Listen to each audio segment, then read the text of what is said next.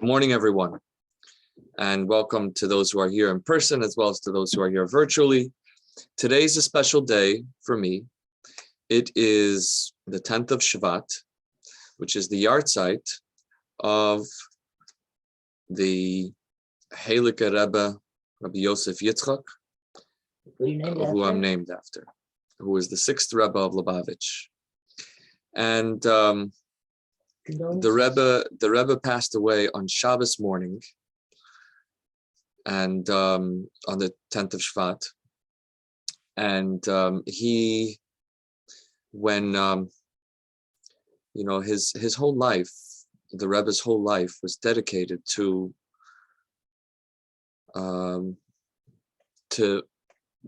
bringing Hashem and a relationship with Hashem, and to bringing the presence of Hashem, the presence of the divine into our world. And the Rebbe encountered so much difficulty in doing that. And the two main domains in which he encountered difficulty was, first of all, he encountered the difficulty of communist Russia, communist Soviet Union, where he literally had to risk his life to teach Torah. And throughout his life, he was imprisoned and beaten and suffered terribly on a physical level from the oppression and anti-godness of the Soviet Union. And then, coming to America, the Rebbe encountered a new challenge, and that is a society which is not educated in the spiritual path and isn't aware of the potential of connection with Hashem and the sacred mission that all of us have to bring Hashem down to earth. So what's remarkable about this day, so that's just the general background. What's remarkable about this day is that the Rebbe had great difficulty speaking. His physical condition was very weak. He was paralyzed from the waist down. And as a result, his most important function, the most important function of a Rebbe, which is to teach Torah, was in some way challenged. And, first of all, when the Rebbe teaches, so there's different types of teachings that the Rebbe does. There's regular teaching, which is words. And then there's a whole higher dimension of teaching, which is singing the teaching. And this is called a mimer, or a sacred teaching, in which the Hasidim believe that the Rebbe is channeling straight from Shemayim, channeling Torah straight from Shemayim. And this isn't spoken with his mind, this is chanted. The teaching is chanted. And but of course the Rebbe had physical difficulty in being able to do this, and so in the later years he would write the teaching. And on the Friday before he passed away, he had distributed a mimer, a teaching which he had written for it to be studied that Shabbos. And so you can imagine this teaching, the Rebbe's soul went up to Shemayim while the Hasidim were chanting the teaching which he had written. So it's a very holy and very powerful teaching. And I want to take another stab at it together with you and trying to work through it a little bit.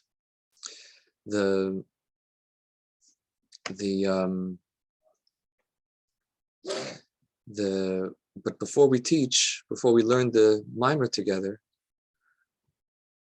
I want to sing for you the Rebbe's favorite Nigun. The Rebbe's favorite Nigun, the Rabbi Yosef Yitzchak's favorite Nigun, is called the Beinoni.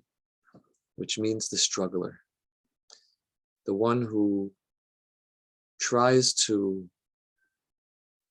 connects with, who's not a tzaddik, not a person who experiences Hashem in the fullness, but somebody who lives in this world and is a normal person, and yet tries their best to continually reconnect with the sacred and with the divine. So this is the Nigun called the Beinoni, and of course that's the tradition of singing a Nigun before learning a mimer is the original way. So they would first sing, and then they would sing the Torah. So I'll sing the Nigun, and then after the Nigun, I'll go into the teaching using the chant that the Rebbe would use when he would teach this teaching. The Beinoni Nigun. Ay, ay, ay, ay, ay. Ay, ay, ay, ay, ay, ay, ay. Ay, ay, ay, ay, ay, ay, ay. Oh, ay, ay, ay. Ay, ay, ay, ay, ay. Ay, ay, ay, ay. Oh, ay, ay. Ay, ay, ay, ay, ay, ay. Ay, ay, ay, ay, ay. Ay, ay, ay, ay. Ay, ay, ay. Ay, ay, ay, ay. Ay, ay, ay. Ay,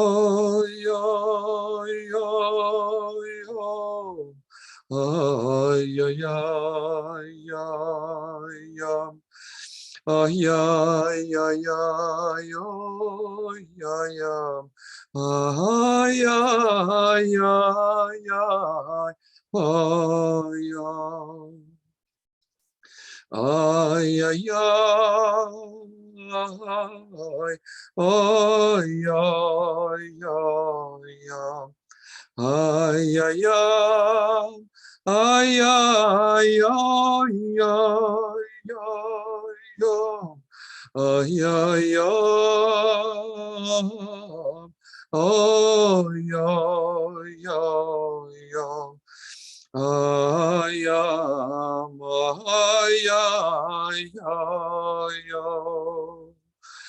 ay, ay, ay,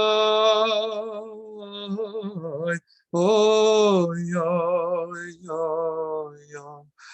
Ay, ay, ay, ay. Oh, yeah, yeah, yeah. Ay, ay, ay. Oh, yeah, yeah, yeah. Ay, ay, ay, ay, ay, ay. Yeah, yeah, yeah, yeah, yeah, yeah. Oh, you know, yeah, da, da, da. Ah, yeah, da, da, da, ma, yeah, da. Ah, yeah, yeah, ah, yeah, yeah, yeah, yeah, yeah. Oh, yeah, ah, yeah, yeah, yeah. Oh, yeah, oh, yeah, yeah, yeah, oh, yeah, ah, yeah, ah, yeah, yeah, yeah, ay, ay, ay, oh, yeah, yeah, yeah. Ay, ay, ay, ay, oh, yeah, yeah, yeah. Ay, ay, ay, ay, ay, ay, ay. Ay, ay, ay, ay, ay. Bosi legani achoisi kalo. The Isa b'medrash rabo, legan ein ksivkan ela legani lignun. Shir Hashirim The book of the Song of Songs teaches, it's written there, Hashem says to his beloved, to the Jewish people, I came to my garden, my beloved, my bride. Over there, Hashem is speaking about the moment at which he came to Har Sinai, to Mount Sinai, to reunite with the Jewish people. The Midrash comments on this phrase and says, when it says, I came to my garden, it doesn't say I came to a garden. It says I came to my garden, to my special place, the place where my deepest truth was in the beginning. You know, when two people have a special meeting place, a place where they first met, let's say, or the place where they first came to really know each other deeply, to everyone else, that place is just an ordinary corner, let's say a street corner or a garden. But to those two people, that place is the most special place in the world, because it's the place where they realize the deepest truth about themselves, the deepest truth about the other. And so perhaps this is a way that we can understand when Hashem says, I came to Har Sinai, he's saying, this isn't a new place that I came to. This is the place where my deepest truth always was. And of course, when Hashem came to Har Sinai, that means it's not just referring to Hashem coming to Mount Sinai itself. It refers to Hashem revealing himself here on earth. And so Hashem is saying, when I revealed myself here on earth, this was the place that you and I were together always. That this place, this experience that we had is not something new, but this is something that you knew and you were always connected with, my beloved, my Jewish people. Each and every one of us can look at this world and say, this is the special place where Hashem and I were always together, where we came to know the eternity of our relationship with Hashem. How do we understand this? Because originally, in the very beginning, the creation of Adam and Chava, when people were first born, the Shekhinah, the divine presence, the relationship with Hashem was right there. And so on the very first day of creation, Adam and Chava, which represents, in a sense, each and every one of us, had a perfect and holy union with Hashem. Ultimately, throughout history, level by level, generation through generation, we became distanced from that connection and that relationship with Hashem through the unfortunate sins and missteps of people. First and foremost, as described in the Torah, with the sin of the Eitz Hadas, the consuming of the tree, of the fruit of the tree, which Adam and Chava were commanded not to, the tree of knowledge.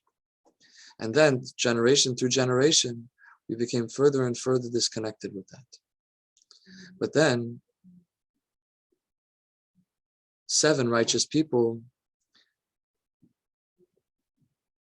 reversed that trend, and each of them brought us to a deeper encounter with Hashem until ultimately bringing the Shekhinah, the experience of Hashem's presence, here and available to each and every one of us once again.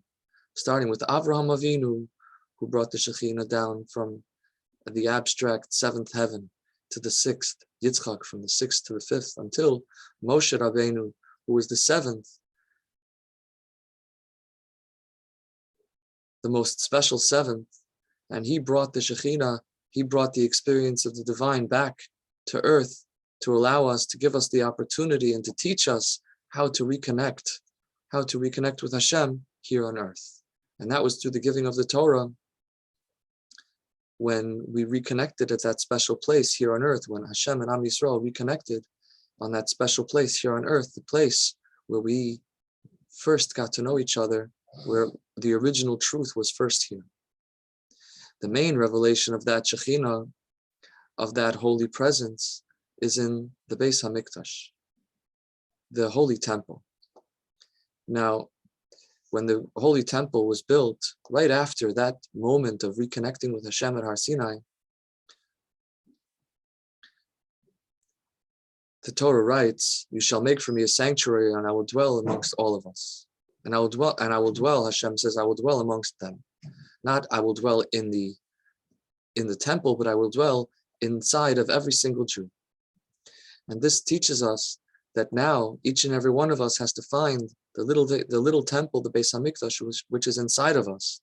That is the place in which the holy place inside of us that is open to connecting with Hashem and dwelling and experiencing Hashem here on earth. And this is the work of the tzaddikim, to bring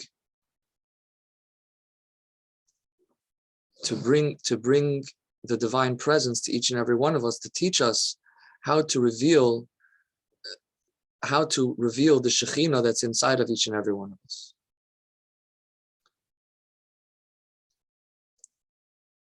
This is the meaning of the words, Basi Legani Leginuni, I came to my garden, I came to my special place, the place where my first truth was, says Hashem. Here on earth, Hashem's presence, the truest and most real presence of Hashem, really was revealed here on earth in the very beginning of creation. How do we understand this? When Hashem created the world, Hashem's intent or desire in creating the world was that he would be experienced here in a place that is considered a low world, a world that is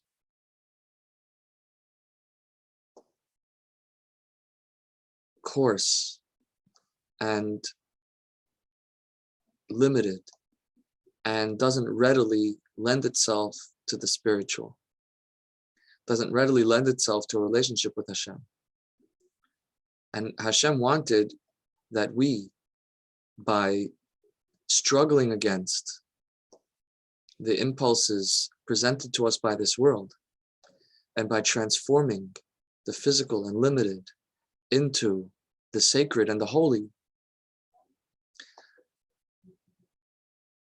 that we would reveal God, we would reveal that godliness, that presence of Hashem here in this world through that work. That would happen by the soul coming in a body that has animal instincts and impulses that conceal the light of the soul.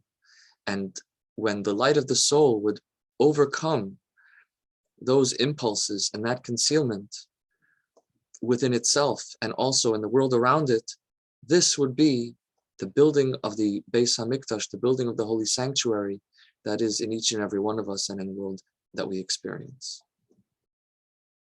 This is referred to in the teaching of the Holy Zohar that says, when the other side is subdued, the glory of the Holy Blessed One spreads out throughout all of the worlds. What does that mean? When the other side, that is the forces that stand in opposition to our spiritual realization and to spiritual truth and to the presence of Hashem, when those forces are repressed, suppressed, are pushed down, then the glory of Hashem is revealed throughout all the worlds. Now, the language of the Zohar is very specific. He says it will be revealed throughout all of the worlds. So the Zohar here refers to this idea that there are two ways in which a person might experience Hashem. There's one type of reference to the divine that is subjective, such as each and every one of us has our own soul, our own life force, and different people have different intensities of life force, or different creatures, different items in the world have a different degree in which life is evident in them. There are things that we would refer to as lifeless, things that we would refer to as inanimate, and then things that are very animated and are bursting with life. That's because each of them has a different degree of divine energy that is in them. This, of course, is divine energy that's limited and specific. And then there is a whole other dimension of Hashem's presence, and this is the presence of Hashem, which is a fact, which is the context of all of existence. Hashem, the light of Hashem, so to speak, which is present in everything, all the same. That is, that all creatures and all of existence, the entire cosmos and beyond, all have the same. Hashem is present in all of it as one overarching and overwhelming context. This is the highest of the high. This is something that we can't understand and we can't relate to on the personal, subjective level, because of course it doesn't lend itself to the subjective. It doesn't lend itself to the specific, because it is the greatest context of all. It is the light of Hashem, which is in everything equally.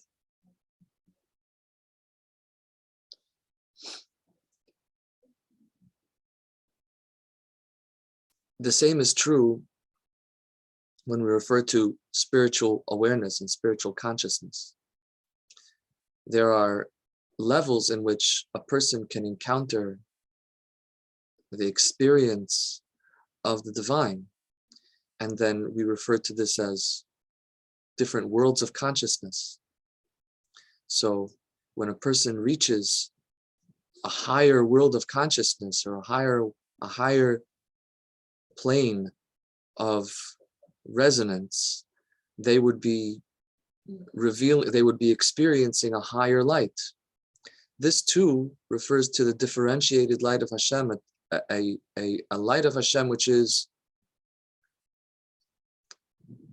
also limited and specific, because if it can be experienced at different levels, then, right, if you say even a great tzaddik experiences a revelation of Hashem that was higher than another person, that's kind of like when we say that some things are bursting with life and some things seem lifeless or inanimate. So that, as high as that experience of Hashem, as high as we would describe the experience of Hashem, we're still speaking about an experience of Hashem which is limitable, which can be brought into the subjective, personal, and individual experience. And this is the smaller light of Hashem, the light of Hashem that lends itself to limitation, because of course the subjective is a limitation. But then even higher than that, says the Zohar, there is something higher than the great tzaddik experiences in the higher worlds, and that is the light of Hashem which is everywhere. The light of Hashem which is everywhere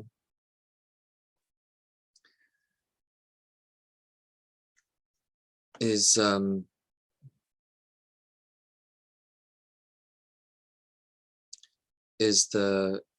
light of Hashem which is revealed when we struggle against the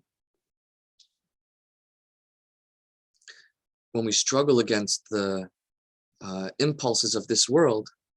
We allow that transcendent, that everywhere light of Hashem, that deepest truth that Hashem is everywhere, and not just that I experience Hashem, right? So stop and think about that for a minute.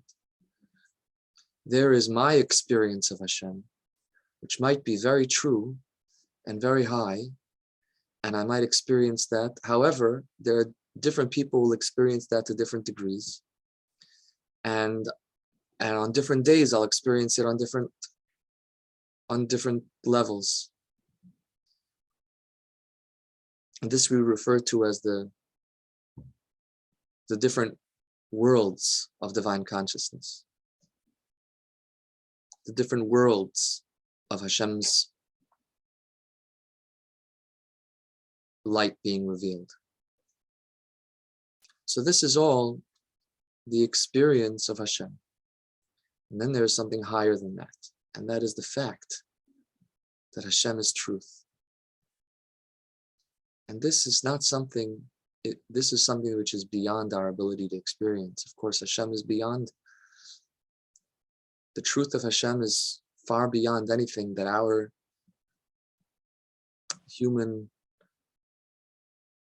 interface, that our human faculties and senses are able to relate to.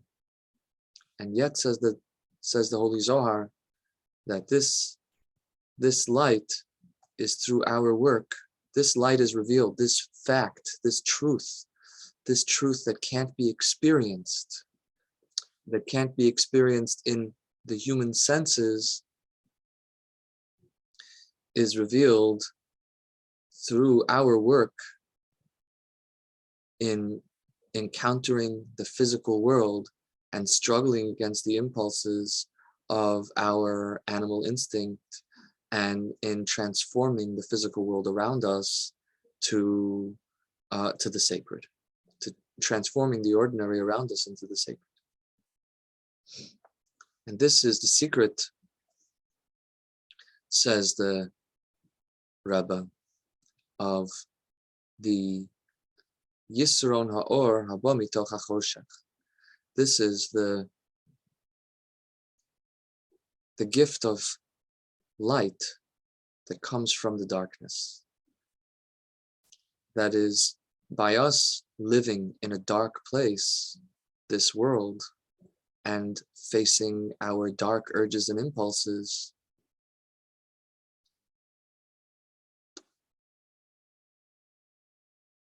when we face that darkness, we struggle against it, we transform that darkness into light. And this is actually a new kind of light, right? The light, which there are things that we perceive of as light, there are things that we perceive of as holy. These are the holy things that Hashem put in the world. And then there is the darkness that Hashem put in the world by creating a world. And when we encounter that darkness and we struggle against it and we use it as an opportunity to fulfill Hashem's will, then the darkness becomes transformed into light. And what results is a new light greater than the one that Hashem put in the world in the first place. And this is the new light, the gift of light that comes from darkness.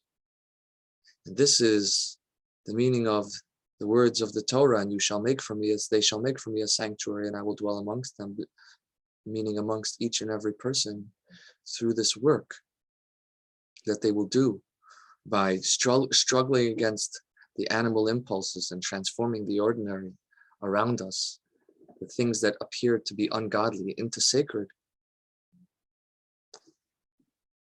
This accomplishes the gift of new light and the opening up of the revealing of the glory of Hashem in all of the worlds, that we reveal that infinite light, the light which is everywhere, the light which is so true, which is such a fact that it's in everything all the same, and there's no difference between any creation. All of it is in the context of Hashem.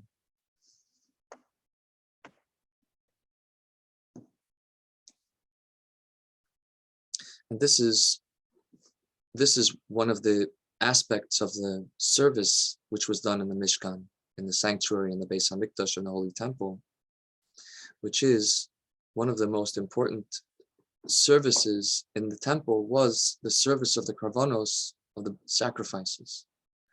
On a spiritual level, the sacrifices refer to the holy work that each of us are doing in this world in creating the sanctuary for Hashem. And this is the idea that the Kohanim, the priests, and the Levim, the Levites, used to do their work and would sing and praise while they would bring the sacrifice. That the sacrifice is really a spiritual endeavor. What is the spiritual endeavor of sacrifice? Which is,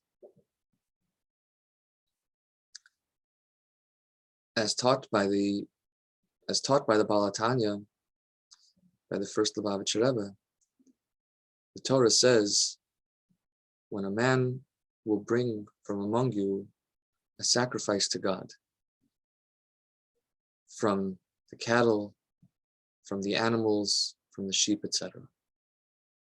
If the Torah was said, if the purpose of the Torah, of that verse, was to tell us the laws of sacrifices, it should have said, when a man from among you, or when a person from among you will bring a sacrifice to God. This would be the laws. Why does it say a person who will bring from you a sacrifice? The teaching, however, is that what the Torah is the consciousness, the awareness that the Torah is trying to bring us to, is that the sacrifice should be from within us. That we should take the animal impulses and urges that each of us have, and a person should bring a sacrifice from themselves.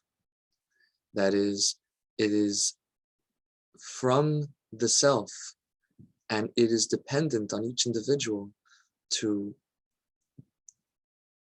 bring a korban. Now, korban is translated as sacrifice, but the actual word korban means to bring close. That is, that we should take that self, the self which is selfish, like an animal, and bring it close to Hashem, to the truth of Hashem's presence. Now, the secret of saying that it comes from the self is very, very powerful, because a person might say, who am I that I could be close to Hashem? The Torah says, no, it is exactly you, the unique I, that is, maybe you see it as problematic. Maybe I see myself as being not good enough. Maybe I see myself as being too selfish. Maybe I see myself as not being spiritually attuned. So Hashem is saying, I'm not asking for the spiritually attuned, connected to the everything part of you. I'm asking specifically for the weak, selfish, and separate you. That's where the korban should come from. And so it's particularly the person who feels low and dirty and tainted. It's specifically from that place, Hashem's. It's that, and every one of us in that is unique and individual, right? All of us, the part of us that's holy, the part of us that's good, which of course all of us have, and all of us have a part of us that never becomes unholy. That's something that we all share. But each of us has our own unique problems and our own unique selfishness. In that, everyone has their own struggle, right? We all are connected to the same Hashem, but in our struggles, each of us are alone. And so Hashem says, I already have the truth of everythingness. The darkness that I want transformed into light is the unique you, that of course comes with so many problems and is so broken and is so, it feels so far from God. That's exactly the thing that I need brought close. And this is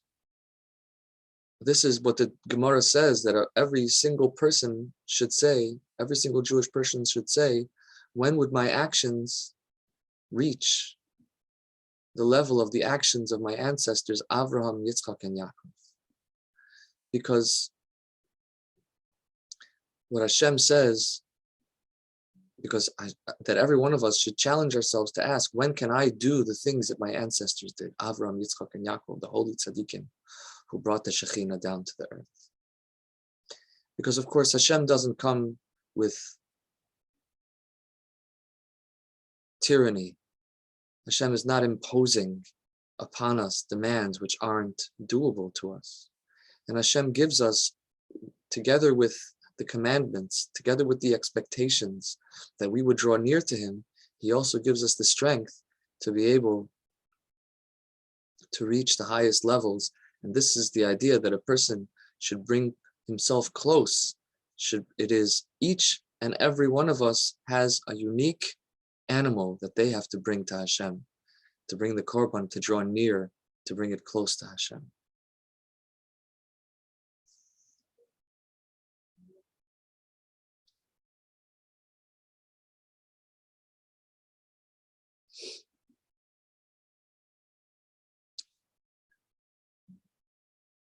Now, in the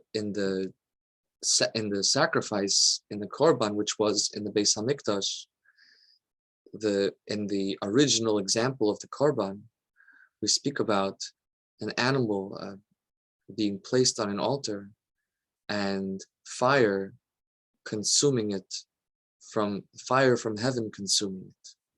The Gemara in Yuma talks about a flame that came from the heaven and consumed the korban, consumed the sacrifice, that came down in the shape of a lion. And this is the teaching that this is meant to instill into us, is that when we do this work of trying to bring our animal self close to Hashem, of trying to bring our individual uniqueness close to Hashem, there is a fire from above which comes to consume that animal and to bring it in to the presence of Hashem. In our life, this is the part of us which is the godly soul that all of us have. Of course, all of us have a neshama, a godly soul, a part of us which is deeply connected with Hashem and which knows the truth of Hashem and which yearns deeply to be connected with Hashem. That part of us that we have as our spiritual heritage and our spiritual legacy.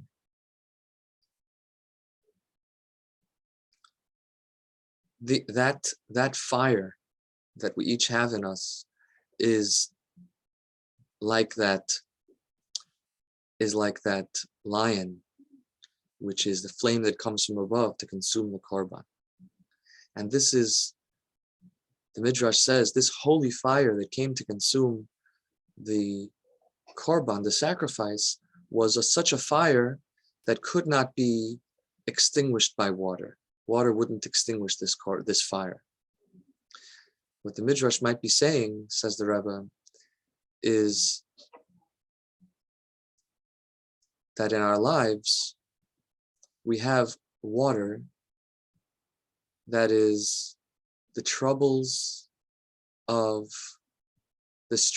human life. These aren't necessarily the animal struggles, but the struggles of survival. Not the selfish impulses, but simply the realities of life that we have to endure in order to be able to make a living. And so he says the Midrash is telling us that this fire can't be extinguished by water. That is the hope and the yearning that our soul has to be connected with Hashem is there no matter what challenges we experience in our life. That soul, that fire burns within us eternally.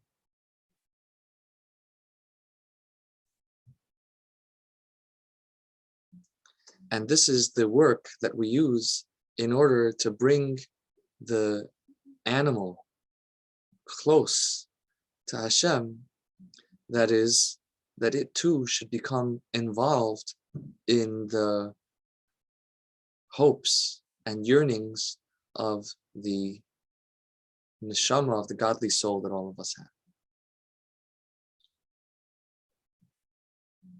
And that is the secret of why the soul lives inside of a person.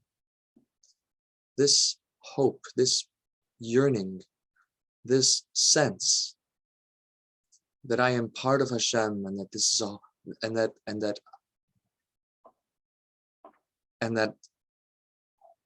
there is something beautiful within me, and that there's something holy within me,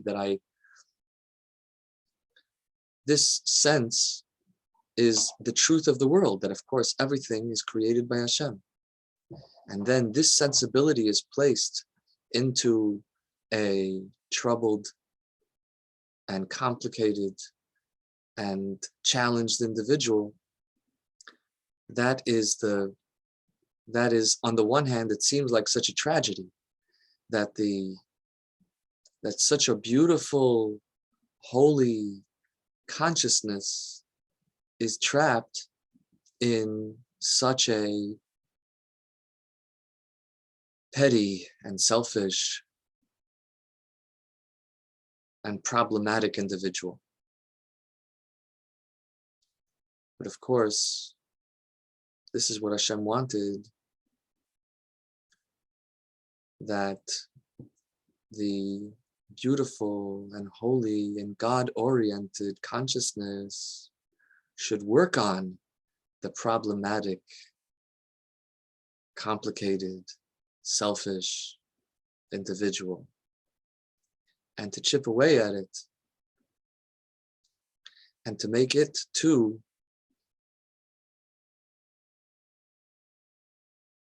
become excited about and passionate about its relationship with Hashem and the potential to be connected with Hashem here on earth. This is the idea of the power of the ox. There is so much power in the animal. And by living in this human life and serving Hashem as a human being with all the problems, we actually involve not only the human experience, but we also involve the whole physical world. We elevate the plants and the animals and the inanimate objects on the world, in this world, through engaging with them in the sacred consciousness of service of Hashem. And in so doing, again, we transform darkness into light, and we bring about the Mikdash, the holy sanctuary, the building of the Beis HaMikdash. This is how we build the Beis HaMikdash inside of each of our lives and in the world around us. And in so doing, we again, by suppressing the selfishness of the self, by suppressing the anti-God urges that exist in this world, and by serving Hashem and by following the Torah and mitzvos, we cause a revelation of the Holy Blessed One in all of the worlds, in that transcendent, in that light of Hashem, which is everywhere, the infinite and eternal light of Hashem that is in everything all at once.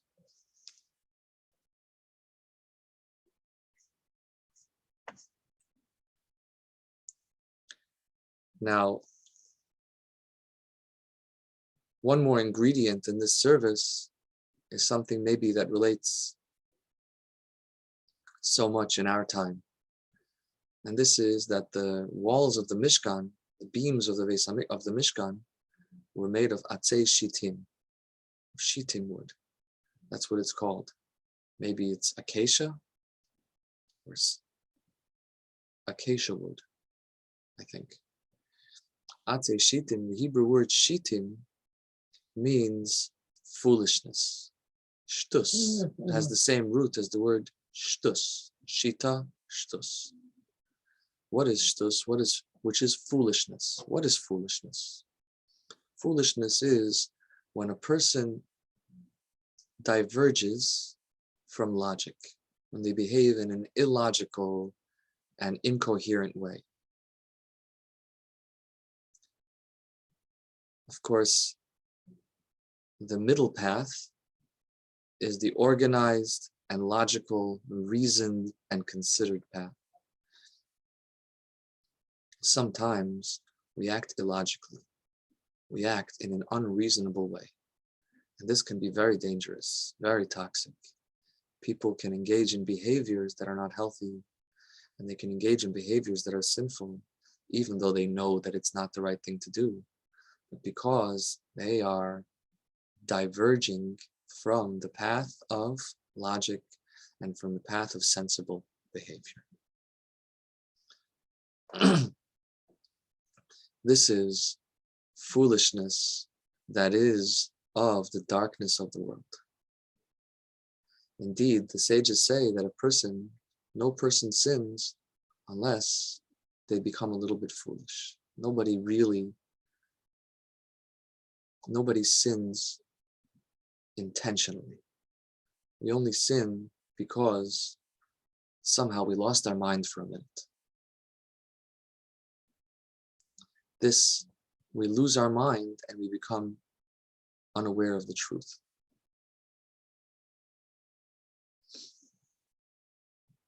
How can we turn darkness into light? We want to turn darkness into light.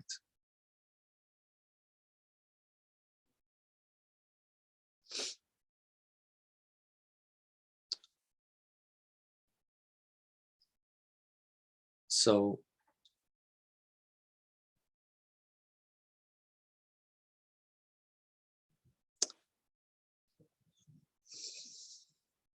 we say that a person goes away from logic and from mindfulness to become and engages in sinful behavior.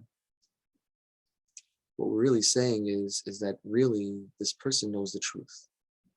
And really they want to do the right thing. And really they want to be connected to Hashem.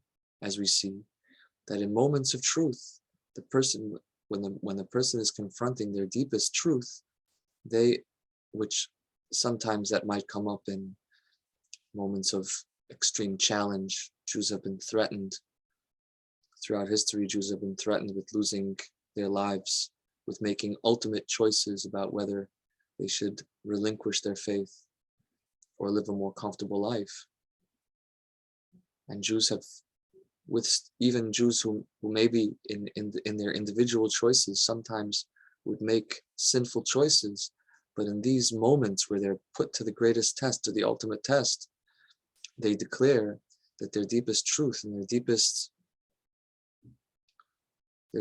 belief is in Hashem, and they wouldn't allow themselves to be separated or to renounce their Jewish identity.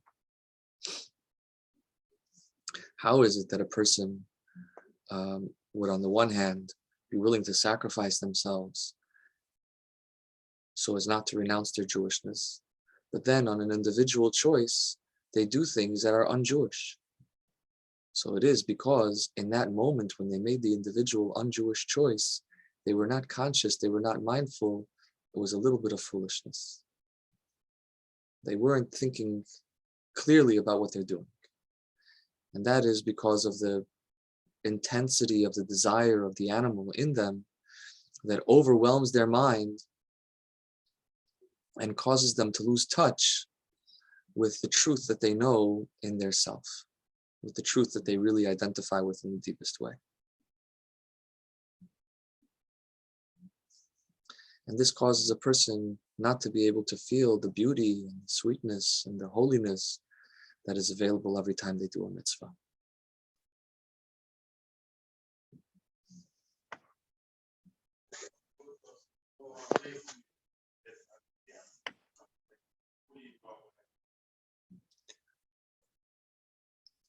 So we want to take this foolishness and we want to transform it. This is a terrible darkness, this foolishness. I want to try and transform it into a source of light. So one of the ways that we can do this, says the Rebbe, is by, instead of problematic silliness. Instead, we can leverage this ability to be foolish for holiness. How is that? Consider, says the Rebbe, sometimes we have a concept of God, or a concept of our Jewish life, of our Torah observance, which is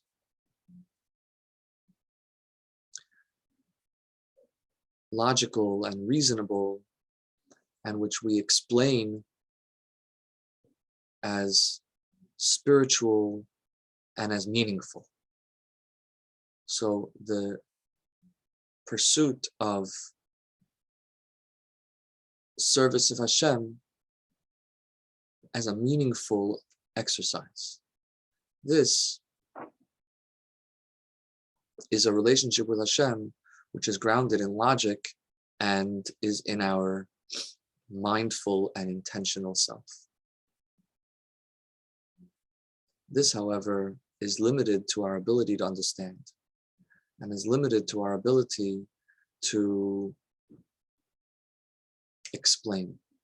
Because of course, how meaningful we find something will be related to our subjective sense of what meaningfulness is.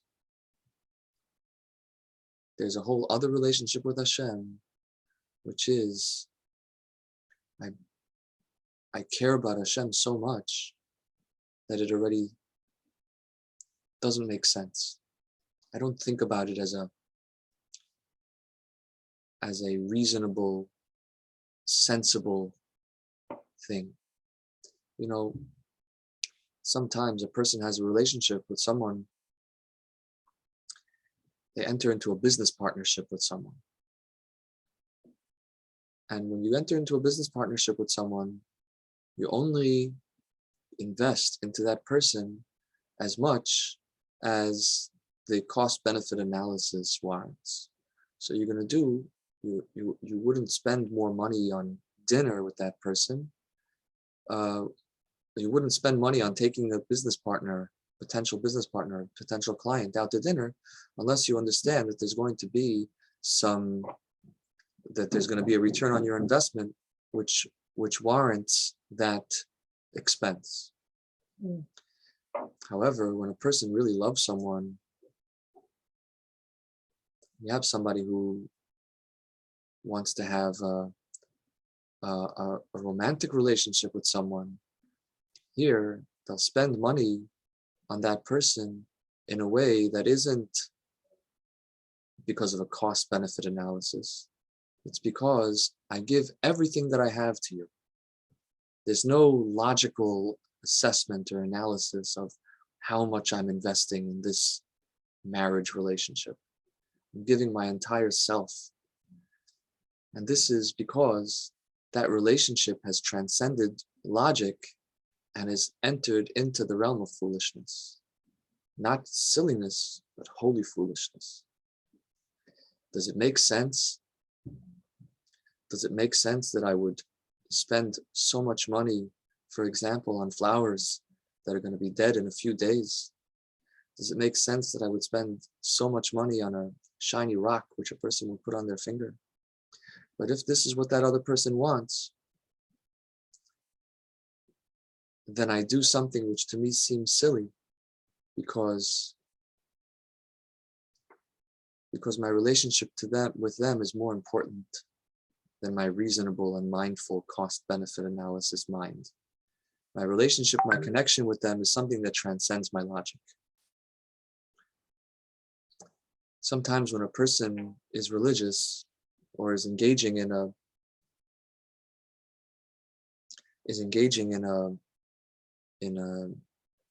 Jewish activity, they might analyze it and they might say that I'm doing it because this is good for me, this is good for my family, and it's ensuring Jewish continuity, or it's going to strengthen my wellness, or whatever that is. Then there's another person who just says, I want to know Hashem,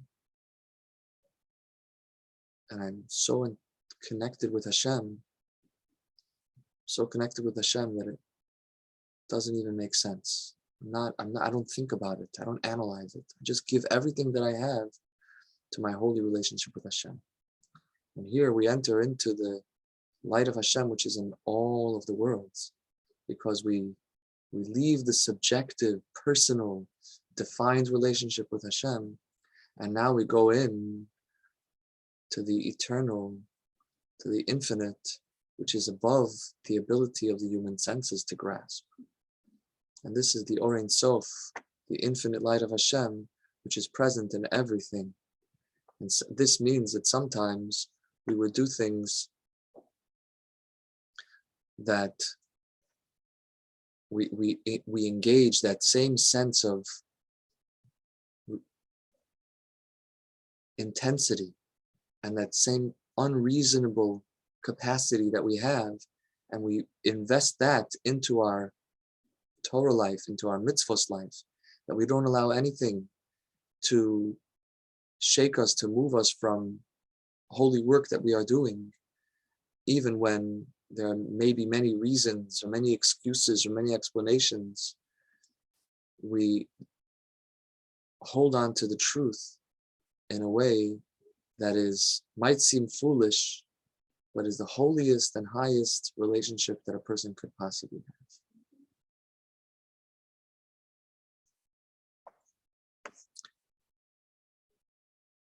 And so much of our Jewish life, of our Torah and mitzvos life, is so organized and so decorous and so intelligent, and maybe but yet you see these same people that they're so reasoned and so intelligent in their religious life, but then watch them in a ball game, watch them with their children, watch them when they're eating a hamburger, and this, all of a sudden you see a different side to the person. Person has become silly. Where is that full person in the shul? Why is the shul only with a logical mind? Why is the shul only with the academic brain? Where is the whole self? Where is the whole self? So we need to have in a way, the Yetzer Hara is holding us back and saying, no, the Yetzer Hara wants us only to be logical. And so that's why we want to challenge ourselves to bring the same energy and the same silliness, the same foolishness, the same craziness that we have in us in ways that are not helpful and are not God-directed, and to bring that into our God worship, into our relationship, into our devotion to our fellow Jews, into our devotion to Torah and our devotion to mitzvahs, so that we would have the full intensity and full presence. And this, we turn the darkest and most problematic aspects of human life into the greatest sources of light. And so may we merit that we discover the Mishkan, the temple, the holy sanctuary inside of each of us, and that we would find the unique korban that each of us brings close to Hashem,